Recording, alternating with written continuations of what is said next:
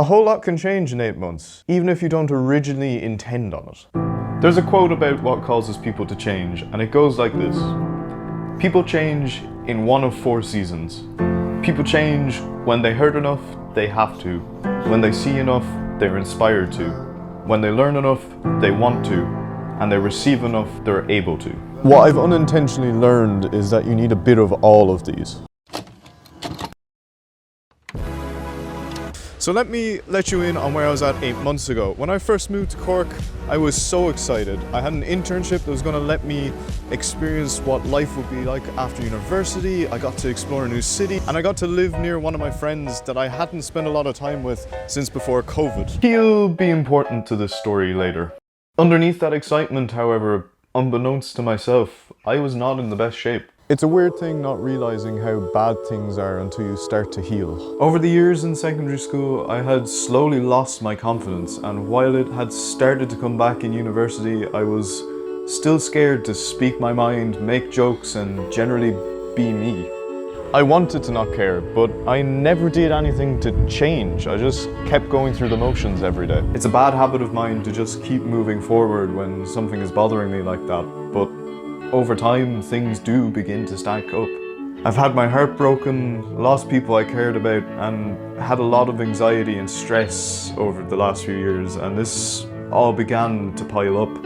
Going to the gym and running weren't cutting it anymore. I was listening to my 3 AM playlist on repeat for months. I kept myself so busy that I didn't have to deal with my problems, whether that was going to the gym, going on runs, going on dates, going on nights out, or just generally exhausting myself. I think subconsciously what I thought was if I didn't have to think about my problems, they just didn't exist. It's kind of scary how much of a mask you can put on when you want to.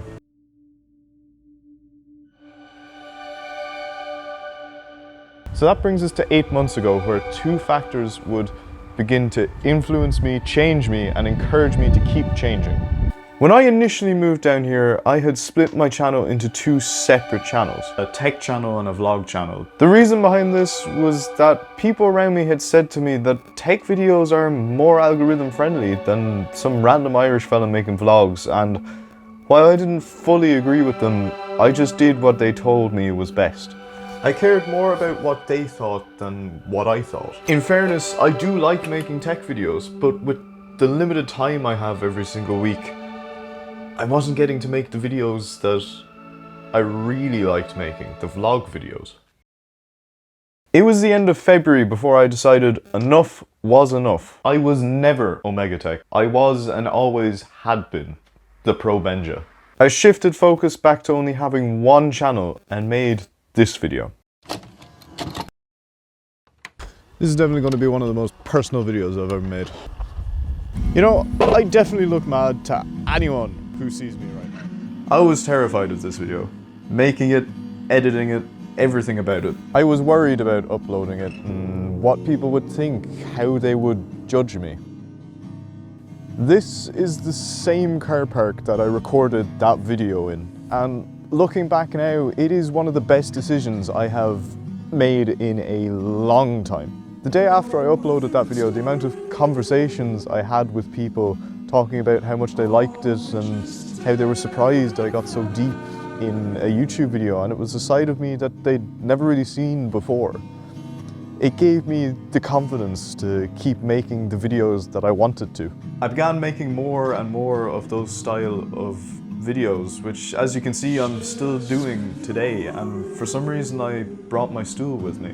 I don't really remember why I decided to start incorporating the stool into my videos, but I guess I was inspired by people like Wholesome Simon and Dammy, but I liked the way it helped center me in videos and I could kind of just record anywhere.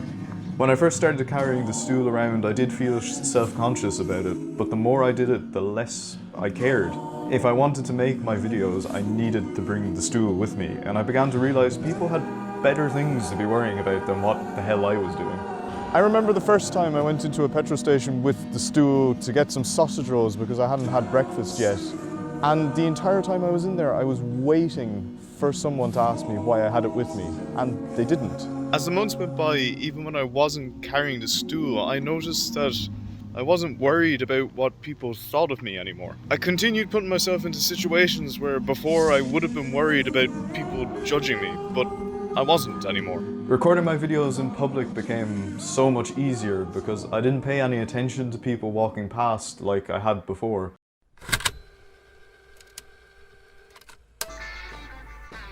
The second factor, as much as I hate to give the man credit, is my friend Tig.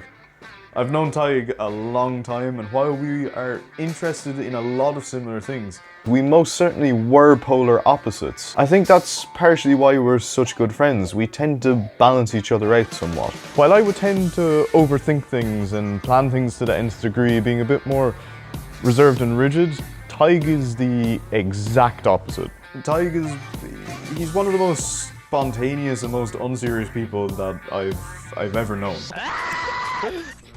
Call away. I'm just gonna paint a picture. It's your first day in the gym. This fucking cat trying to steal my car. This is why I hate cats. Trust. Trust.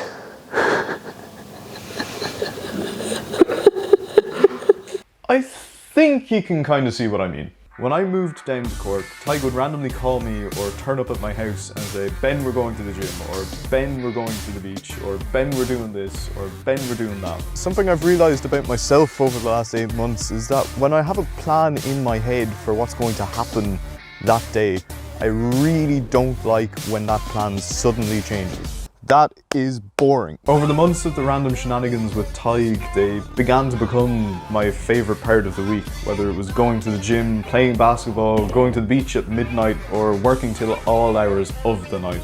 I found myself loosening up and joking far more than I had in a long time. I continued the outrageous, stupid situations that Tig would come up with in conversation and exaggerate them. I was comfortable enough to make jokes at my own expense.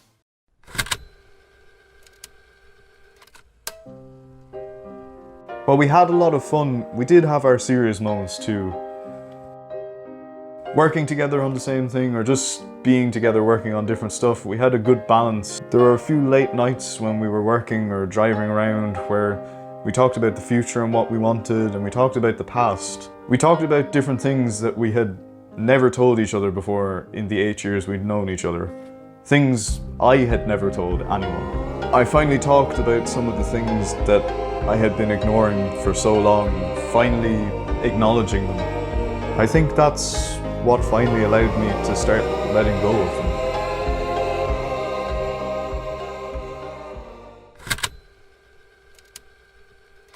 It was July when I realised how much I had changed in the last few months, and I realised how much more confident and carefree I felt in comparison to when I had originally moved down here in January. I was enjoying life again, and I had let go of everything that had been weighing me down. I had fallen back in love with the gym, and I remembered why I liked going so much in the first place. The cut that I had decided to start back in early June had gone really well, and I felt great. I was having so much fun making my own videos and helping Tig making his. I was generally just happier than I had been in a long time. Looking back now, a lot of the problems that I had were rooted in the fact that I wasn't happy with myself deep down. I blamed myself for my mistakes a lot, and I worried about things outside my control. I never intended on changing as much as I have over the last 8 months, but once I had unintentionally started, I kept pushing because I had realised just how much I just let slide under my radar for so long.